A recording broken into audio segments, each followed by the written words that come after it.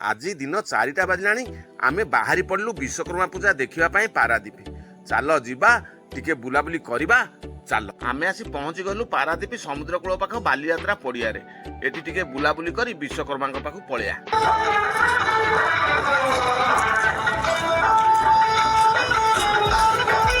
ସନ୍ଧ୍ୟା ହେଇ ଆସିଲାଣି। ଏଠି ପିଲାଟା ଦଉଡ଼ି ଖେଳ ଦେଖାଉଛି। ସମୁଦ୍ର କୂଳରେ ପିଲାମାନଙ୍କ ପାଇଁ ବିଭିନ୍ନ ପ୍ରକାର ଦୋଳିମାନ ସବୁ ଆସି ପଡ଼ିଛି। ଲୋକଙ୍କ ଗହଳି ବି ଏଠି ସବୁ କିଛି କମ ନାହିଁ।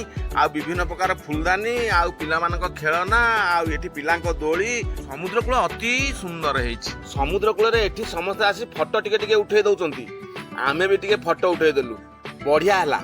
ଛୋଟ ପିଲାଟା ତା ସାଙ୍ଗରେ ଆଉ କେହି ନାହାନ୍ତି। ଏକାଟିଆ ଭଲ ଖେଳ ଦେଖଉଛି।